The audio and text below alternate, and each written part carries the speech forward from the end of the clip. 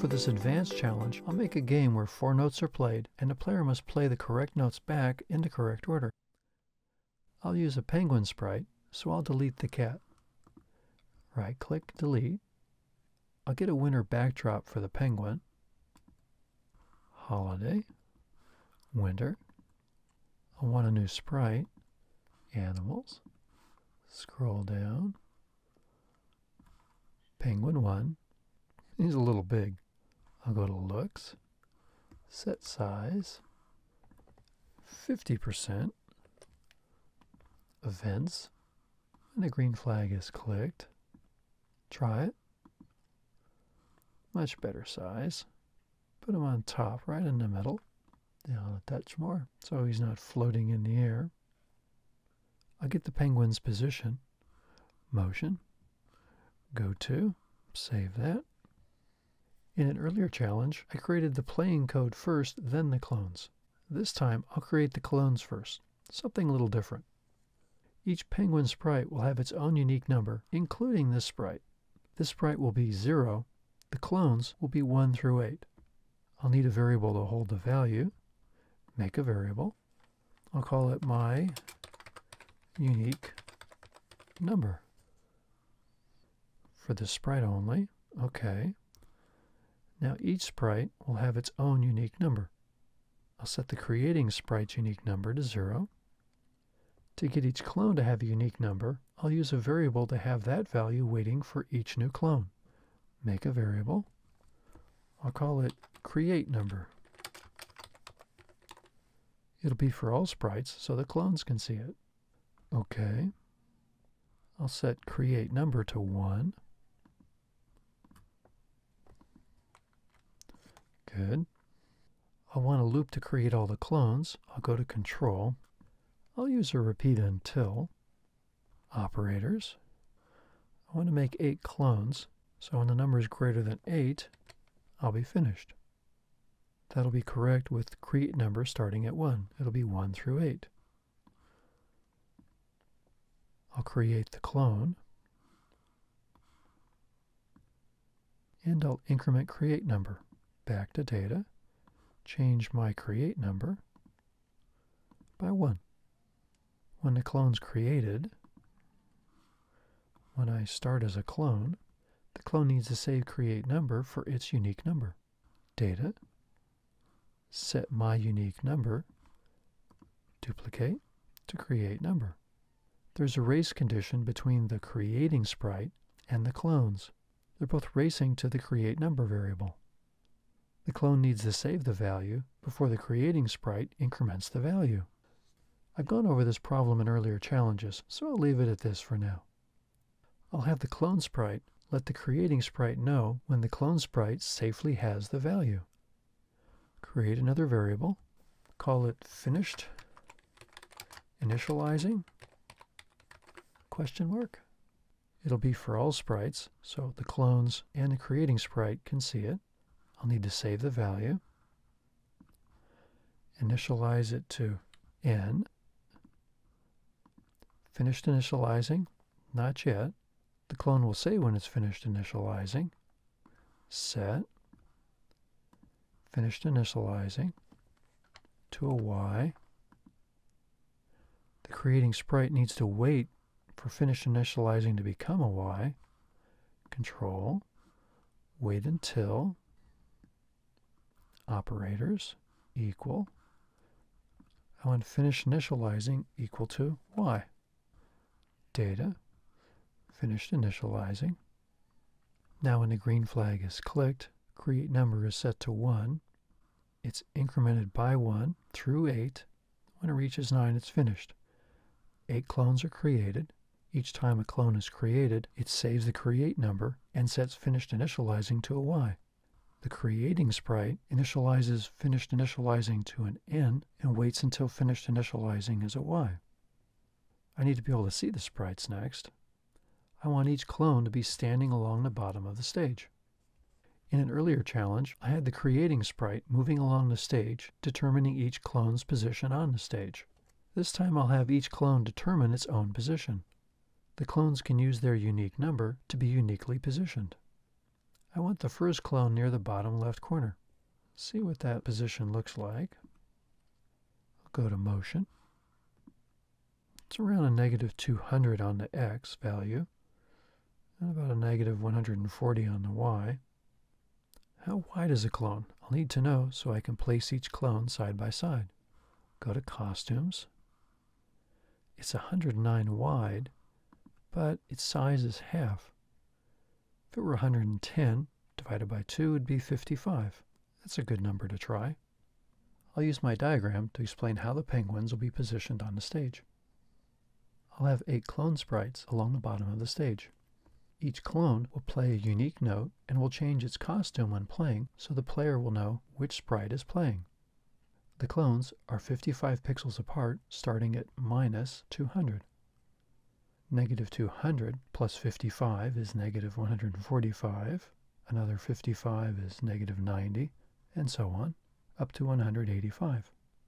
These are the different X positions of the penguins on the stage. I need a formula to calculate each clone's X position based on the clone number. With clone number 1 at minus 200, I want clone number 2 at minus 145. If I subtract 1 from the clone number, my unique number, multiply that by 55, that'll give me the offset, the number of 55 pixel sets to be away from minus 200.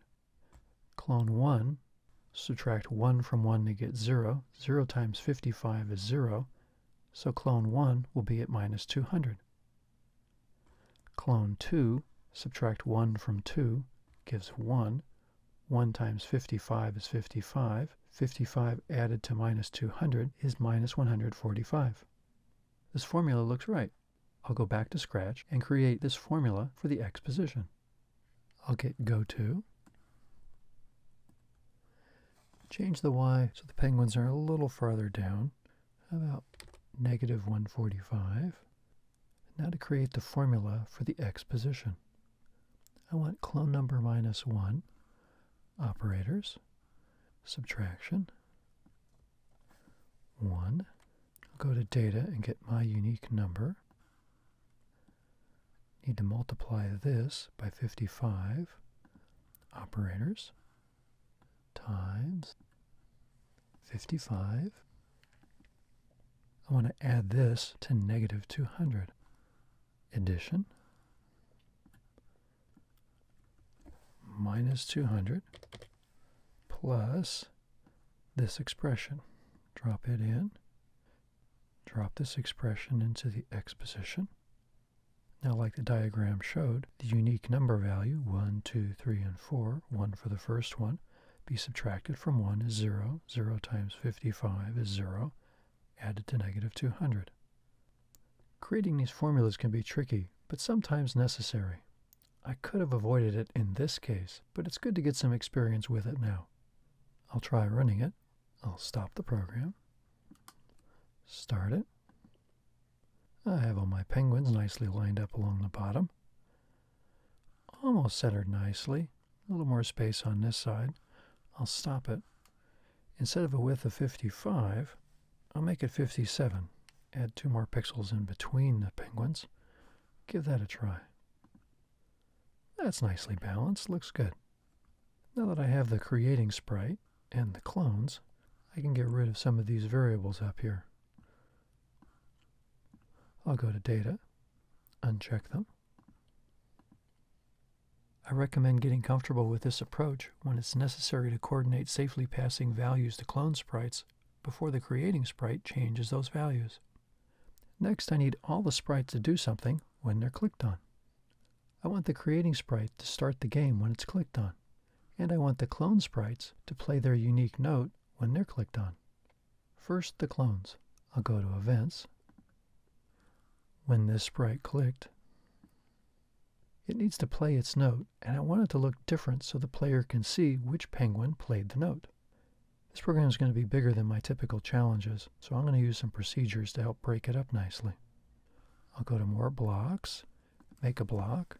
I'll make a procedure block, call it Play My Note. My Note. OK. I'll want to play the note when a sprite is clicked on. How will the sprite know what to play? I'm choosing 8 sprites for 8 notes to play on an octave in my C major scale. The white keys on the piano starting from C. It'll be easy with a list. As I showed already, the clones have my unique number, which is a nice number from 1 to 8, and is perfect as an index into a list. I'll create a list of notes in a new procedure block. Make a block. I'll call it Initialize Notes. Notes. Okay. I'll move this over. I need to make sure I call Initialize Notes. I'll put that here long before it's needed. I'll need my list of notes. Data. Make a list. I'll call it Notes. It's global for all sprites. Okay. To initialize notes, I want to delete all the notes. All. I want to add notes. I was going to add 8. Duplicate for 2. Duplicate for 4. Duplicate for 8. I am so lazy. The notes come from the Play Note command block. I'll go to Sound, Play Note. The white keys are 60 for middle C, 62, 4, and 5, 67, 69, 71, and 72. These are the 8 notes I want. I'll put those numbers into the list. 60, 62, 64, 65, 67, 69, 71, and 72. Now to play the note. I only want a full beat, not a half a beat. I'll change that to a 1. The value from the list is the note I want to play. The index into the list is my unique number. I'll go to Data, get Item. I want item from notes. I don't always want the first item from notes, number 60. I want the one for the particular sprite. Duplicate my unique number.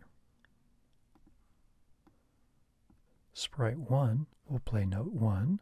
Sprite 2 will play note 2. Add this into the procedure. Move this out of the way a little bit.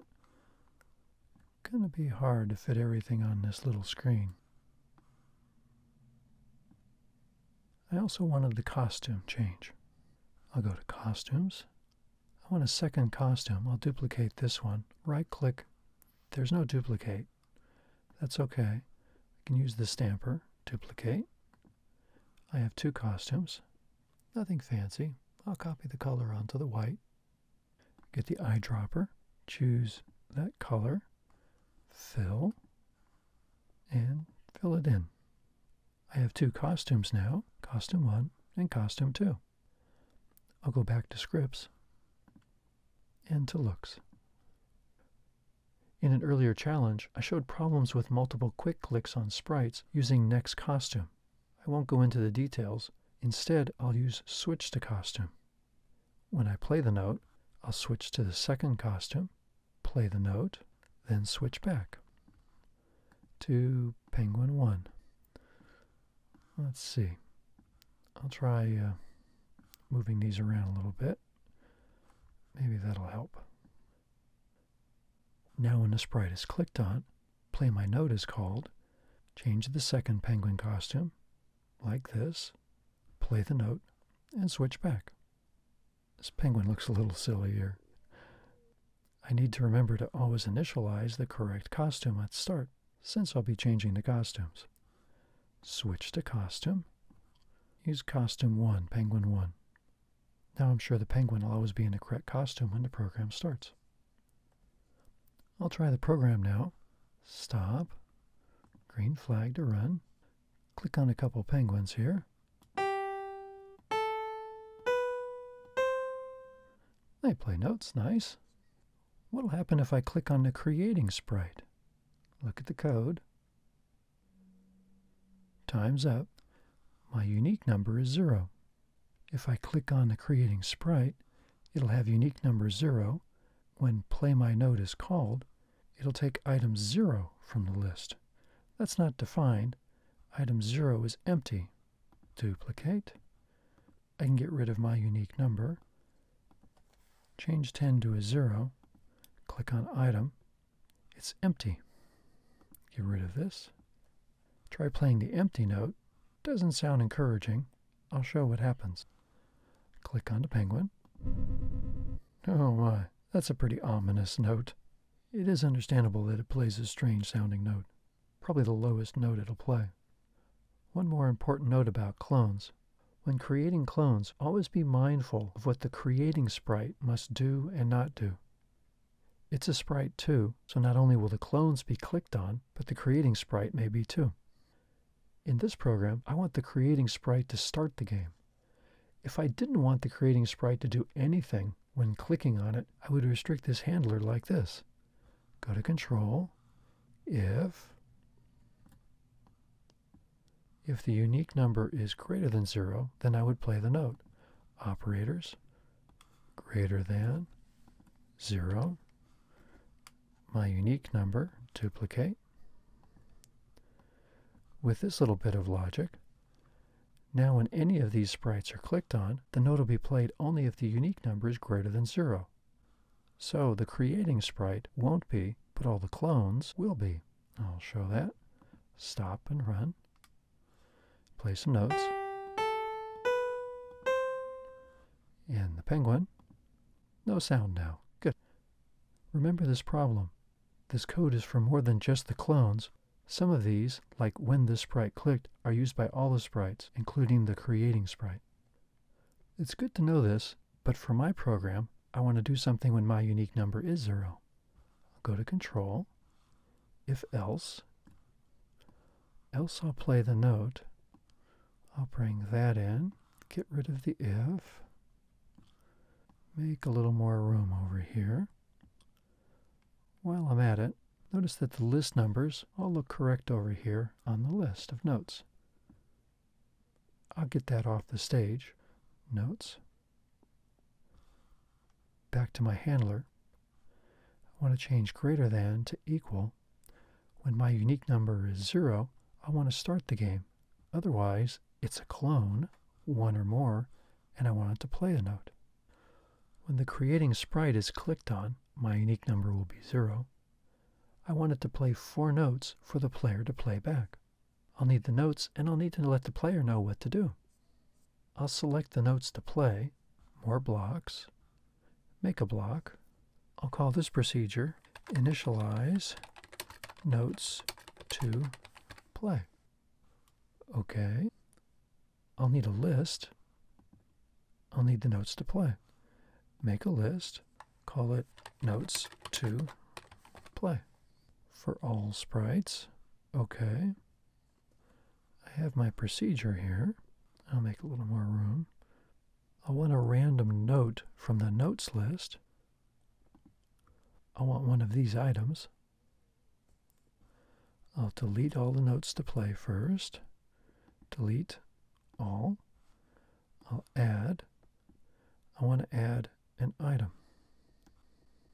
I'm going to copy an item from the list of notes. I want a random item. I can specify random. I want to do this 4 times, so I have 4 random notes. Go to Control, repeat, 4. I need to call the procedure initialize notes to play. More blocks. Initialize notes to play. Now the list notes to play will have 4 randomly selected notes from the note list. Some may even be the same note. The clones will need to figure out whether it's their note to play, and they'll need to play it. The creating sprite needs to play the notes, but after the clones are created. I already have a procedure for playing the notes, so that part's taken care of. I'll move these out of the way so I can tell the player what to do. Get this a little farther out of the way. Go to looks. Say hello. Tell the player what to do. Click on me to start. On me to start.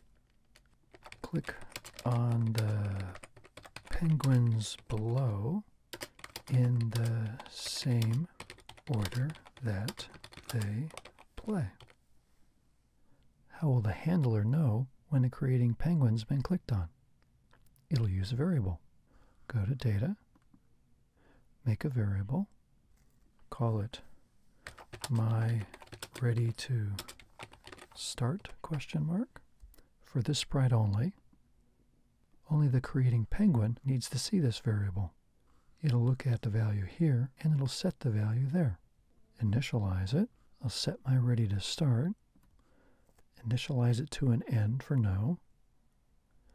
When the creating penguin is clicked on, it'll set it to a Y for yes. Need to wait here until my ready to start is set to a Y.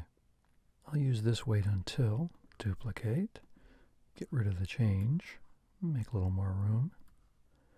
Change this to my ready to start. Wait until my ready to start is a Y.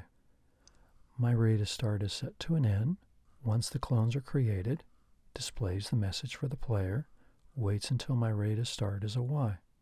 When the creating sprite is clicked on, it changes it to a Y.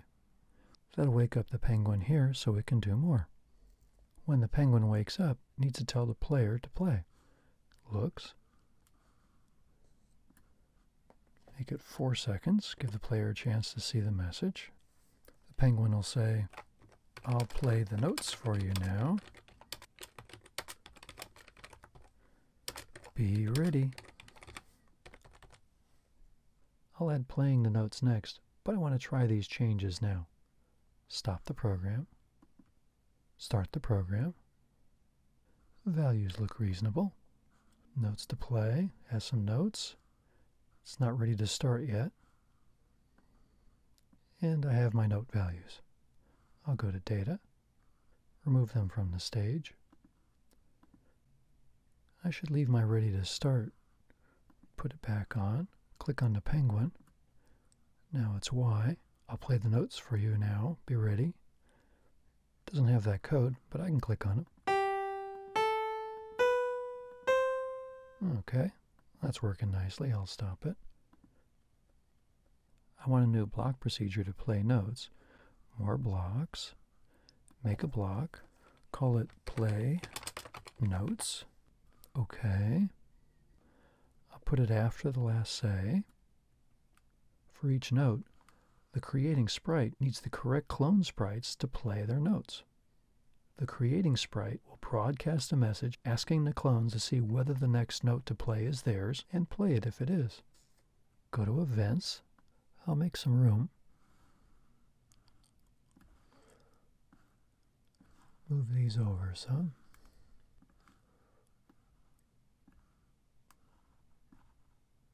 Now I can move play notes down. The creating sprite will broadcast the messages. I'll have just one broadcast now. I'll add the loop in a little bit. Message 1 is not a very descriptive name. I'll create a new message. Call it play note. Good. Next it needs to let the clone sprites know which note to play in the note to play list. I'll create a variable. Make a variable. Call it play note index for all sprites so all the clones can see it. Okay. Start with the value 1. Play note index, set to 1. I can use repeat. The number of notes won't change. Repeat. I want to play all of the notes in the list. Back to Data. Scroll down. Length. Note to play. Note to play has all the notes. This will broadcast and wait for 4 messages. I'll need to change play note index by 1. Change. Play note index. Change play note index by 1. Now after initialization and the player clicks on the creating sprite, it'll play the notes. Set note index to 1, 4 times, broadcast play note, change note index to 2, 3, and 4. Now the clones need to catch this message and play the note if it's their note. Go to Events. When I receive play note, if the note to be played matches the note the clone plays, then play it. I'll get an if, control, if. I'll need an equals, operators, equal. I'll get the note to play, data. Scroll down for item. Item. Which item is the clone supposed to play? Play note index. Scroll back up. Play note index. If item play note index is equal to the note that this clone plays, duplicate. The clone plays the note that is my unique number into notes. My unique number. This is the note that's supposed to be played now. If they match, I need to play it. How do I play the note? This is why procedure blocks are so nice. All the work's already done. I'll call a procedure block to play my note. This is nice. When each of the clones receive the play note message, look to see what the current note is to be played. If it matches the note they're supposed to play, they play it. Otherwise, it's not their note and they don't play it. Now, how can the program figure out whether the correct notes were played? It'll save the notes the player played and compare them with the notes that were played. Saving the notes the player played into another list means two lists have to match exactly. First, I need to save the player's played notes. When the note is clicked on, it needs to save the note in a new list. Play My Note knows what the note is, so I want Play My Note to save the note. But I only want it to save the note when it's called from here, not when the creating sprite says to play a note. Procedure needs to know whether or not to save the note. I'll add an option argument into the Play My Note procedure block. Right-click, Edit, Options, Boolean, call it Save Player Note. It'll be true when Play My Note needs to save the note. OK. Now each of these calls can tell the procedure whether or not to save the note. When the sprite is clicked on, I want the procedure to save the note. This needs to be true. Easy. I'll get equal. 1 equals 1. That's true. When the creating sprite plays a note, I don't want it saved. I want to pass false. 1 equals 0. That's false, so the note won't be saved when this call is made. Play My Note needs to save the note when it's supposed to. Control, if. Always want to switch the costume back. Good. If Save Player Note is true, I want to save the note. I always want to play the note. Now I need to save it. Where do I save it? I need a new list. Go to Data. Make another list. Call it Notes from Player.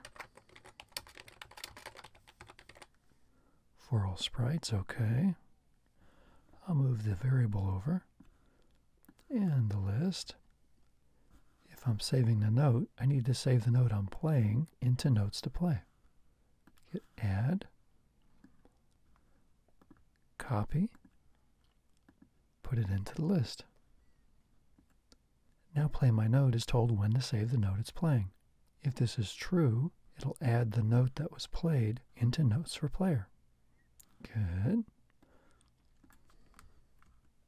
I'll try it now. I think I'll move Play Note Index up a little bit, make room for the clones. See if the notes are saved now. Stop. Run. Click on me to start. Click on the penguins below.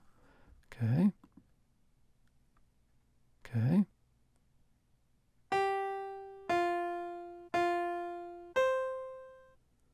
I'll try it now.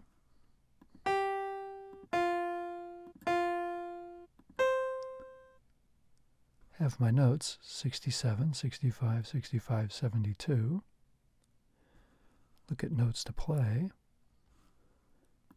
Note to Play is 67, 65, 65, 72.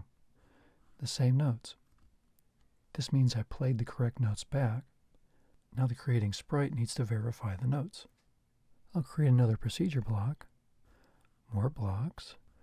Make a block. I'll give it a long name. Wait for notes and verify. Okay. Call it after the notes are played. Good. Need to make room for this procedure block. Move over a little bit. Don't lose this though. Gonna need more room. Move it over. Move it over. Get some more room.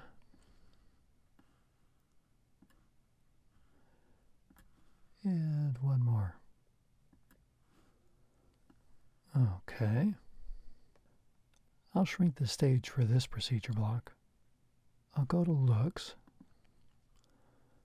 Say, let the player know to play back the notes now.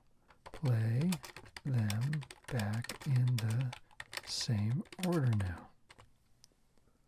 Try something simple. Go to Control. Need to wait until all the notes are ready.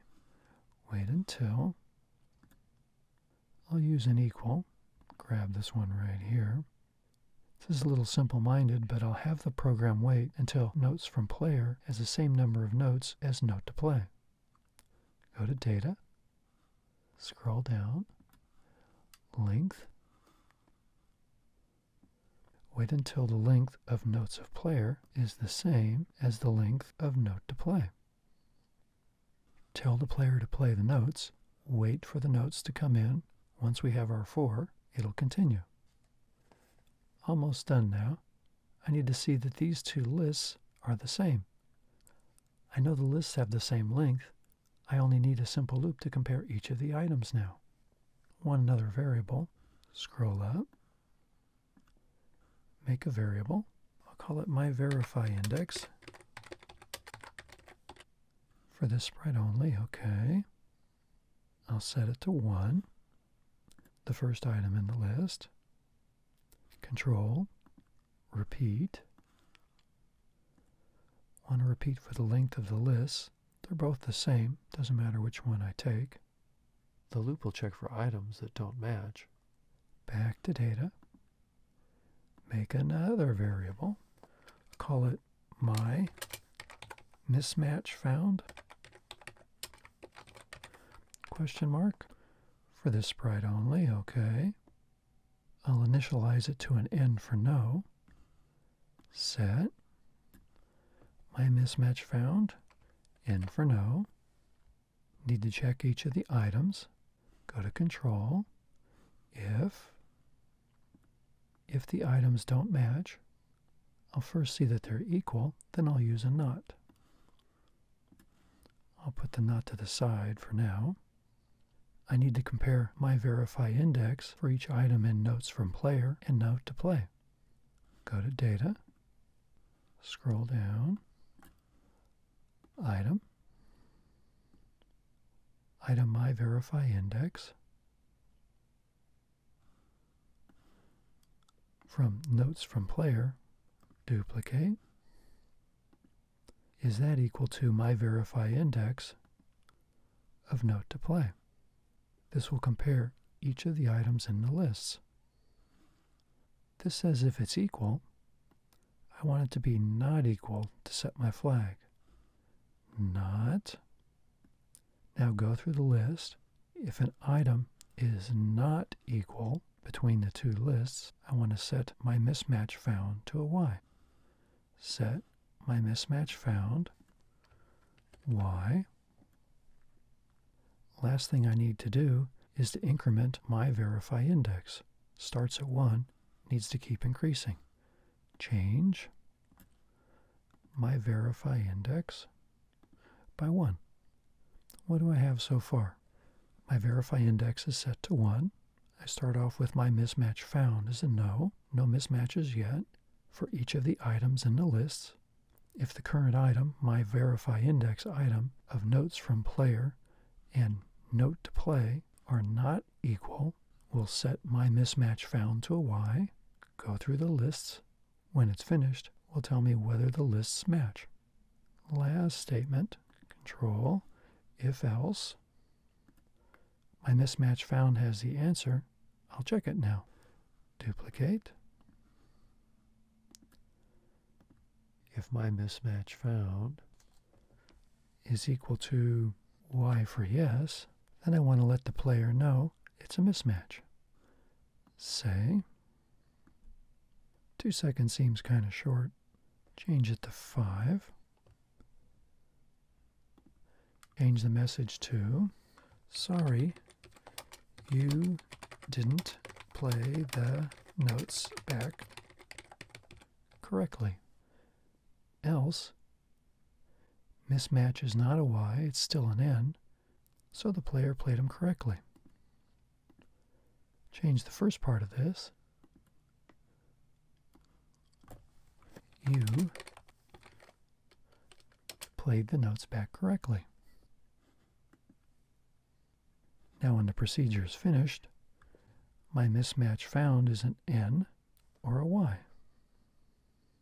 Is the program ready to run? Do you see a problem in this procedure? It's hard to see, but how many items are in notes from player? It has 4. What will happen if I run it right now? Will the list be cleared? No, the list won't be cleared, and that's going to be a problem. The program will start. Wait until we'll look to see if the links are equal. They are immediately equal, and it will immediately compare with the new random numbers, which will very likely be wrong. Need to add a delete all notes from player. Go to data, delete. I'll put at the very beginning of the procedure block, delete all notes from player. I'll move it up a little bit. Go back to a regular stage size now. Ready to try the program. I'll stop it, start it. Click on me to start, okay. Waiting.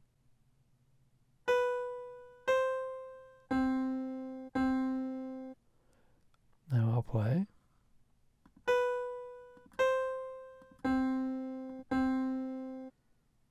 I played them back correctly. That works well. Try one more time. I'll get it to fail this time. Make sure it's stopped. Start. I'll even get rid of these variables. My verify index and play note index. I'll leave my mismatch again. When it fails, my mismatch found should be a Y. I'll start the notes. Waiting.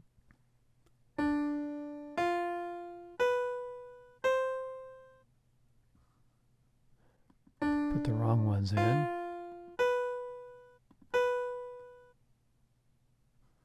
Mismatch is found. Sorry you didn't play the notes back correctly.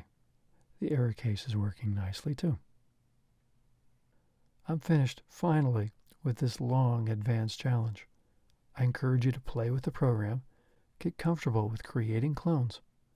You need to understand how the clone creation framework works. Get comfortable with the uses of lists, messages, and procedure blocks in this challenge. And get comfortable with the go-to exposition logic to place the clones too. Try changing the program. Try changing the program to play 5 notes instead of 4. This change is very trivial, and the reason it's so easy to do is because throughout the program I used length of the lists. Didn't assume the lists were of length 4, except in one place for creation. Try making the wait until a little smarter. Try adding a timer to stop waiting for notes played back by the player if they take too long. Expand the program. Try adding levels of difficulty. If the player gets the answer right, play another round with one more note to get correct. Otherwise, the player was wrong, so play a new round with a new selection, but the same number of notes. This challenge is tough. It's a big program, uses lots of different fundamental parts of Scratch. Think of this challenge like a final exam. If you understand this challenge and you can write this code and modify it, then you've definitely accomplished a lot in this programming series, and you're ready to try other languages. I really hope you will work with this program and understand it. And as always, have fun with the program.